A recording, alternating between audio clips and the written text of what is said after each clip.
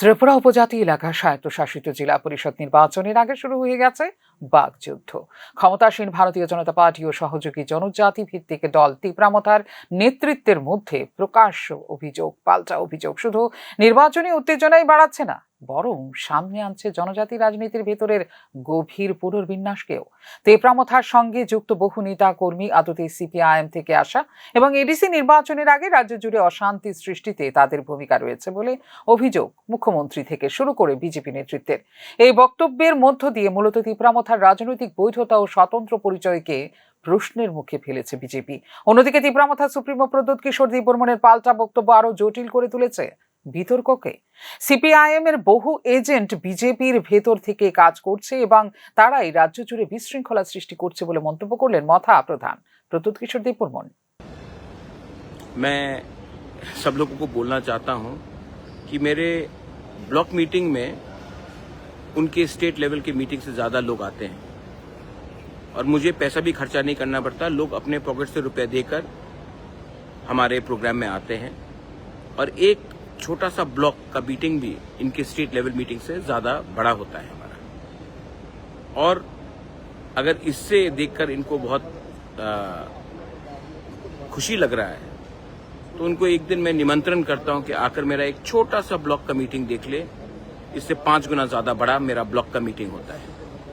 एक कॉन्स्टिट्यूंसी का मीटिंग इससे स्टेट लेवल से 5 टाइम ज्यादा बड़ा होता है। एनीवे, जिनको खुश लगना खुश होने दी। অর্থের প্রলোভন দেওয়া হচ্ছে, এমডিসি মথা নেতৃত্বকে জেল মামলার ভয় দেখানো হচ্ছে বিজেপিতে জয়েন করার জন্য। এভাবে কি আসবে 28 আসনে জয়? মন্তব্য প্রদ্যোৎ কিশোর দেববর্মনের।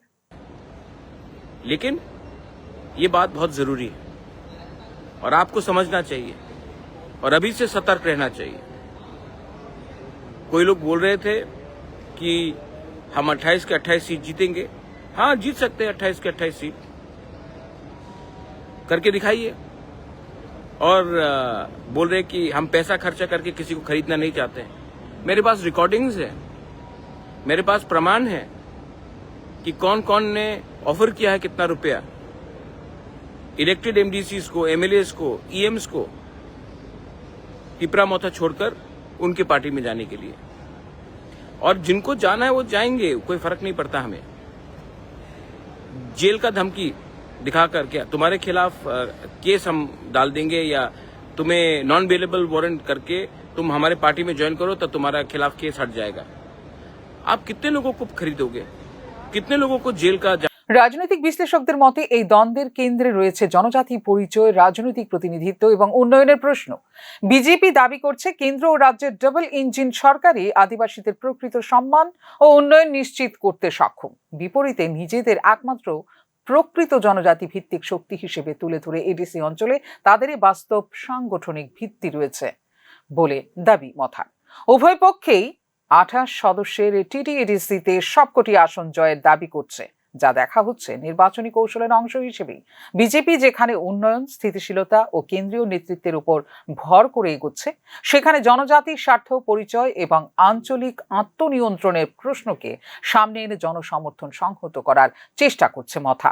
এই অভিযোগ পাল্টা অভিযোগ কেবল ব্যক্তিগত বা দলীয় সংঘাত নয়, বরং এটি ত্রিপুরার জনজাতি রাজনীতির ভবিষ্যৎ দিক নির্দেশের লড়াই। একদিকে রয়েছে জাতীয় দলের উন্নয়নমূলক বয়ান, অন্যদিকে রয়েছে আঞ্চলিক পরিচয় ও অধিকার কেন্দ্রিক রাজনীতি। তাই শুধু একটি প্রশাসনিক নির্বাচনের সীমায় আবদ্ধ না থেকে উপজাতি রাজনীতির শক্তির ভারসাম্য নির্ধারণের গুরুত্বপূর্ণ মঞ্চে পরিণত হয়েছে আসন্ন টিটিএডিসি নির্বাচন। ফিউরো রিপোর্ট, নিউজ নাও।